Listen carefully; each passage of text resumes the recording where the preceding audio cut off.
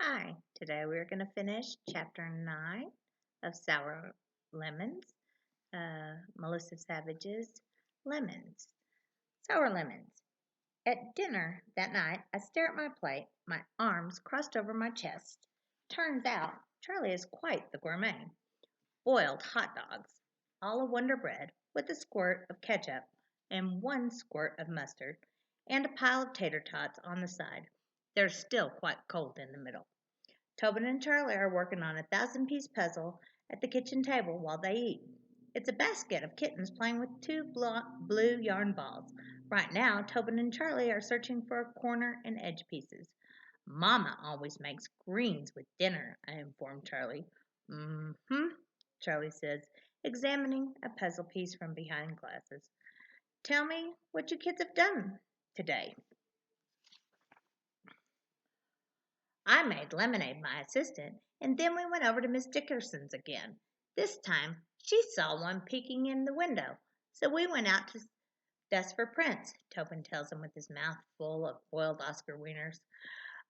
But we didn't get anything this time either, even though she swears she saw one. Mm-hmm. Is this a corner?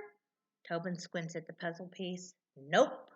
Charlie puts it back on the table. She made her famous peanut butter cookies, so it was worth the trip, right? Tobin looks at me. Oh, and she told all kinds of stories about Lemonade's mom. She was best friends with Miss Dickerson's daughter, Violet. Did you know that? Tobin asked Charlie. Uh-huh, Charlie says, holding up another puzzle piece. Here's the straight edge. Yep, Tobin agrees. I didn't know she had 9 children. 9? Yeah, that sounds about right, Charlie says. Don't ask me to name them all, though. I couldn't do it. Tobin looks at me again. And, oh, this one ate a bug. He points his head in my direction and snickers behind his hand. It's all she's talked about all day long. What are you laughing at? I snap. He stops. It's not funny at all, I say. That thing might be laying eggs inside my stomach as we speak.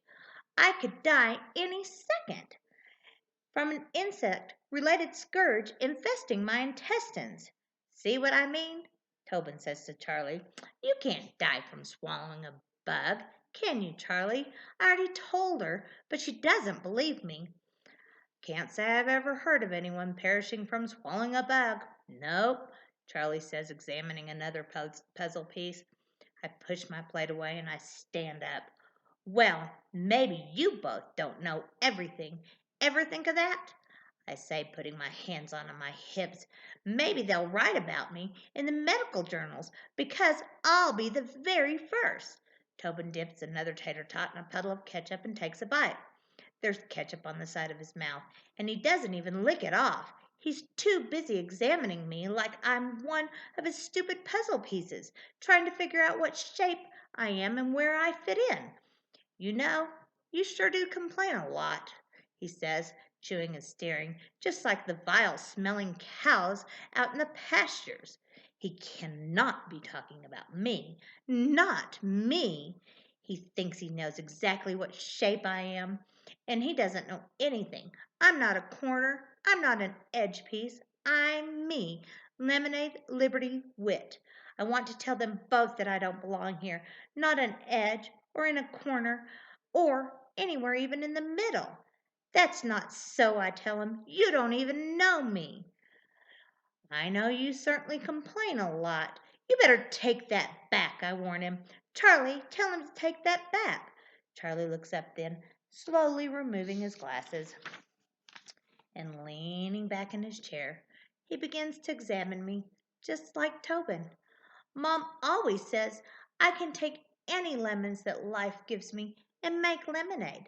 That's why she named me Lemonade, because that's what she does, and that's what I do too. I informed them both. I'm the spitting image of her. That's what Mrs. Dickerson even said.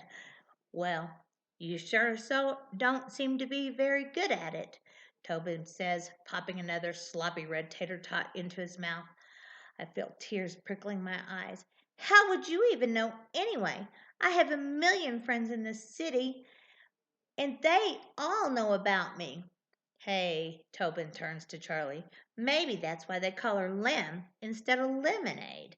'Cause the lemon isn't even lemonade at all. It's sour and tart instead of sugar. She adds the whole lotty belly aching. My eyes want to cry. My mouth wants to scream. My fist wants to punch him in his stupid safari hat still strapped tight under his chin. Well, you know what, Tobin Sky, I holler at him.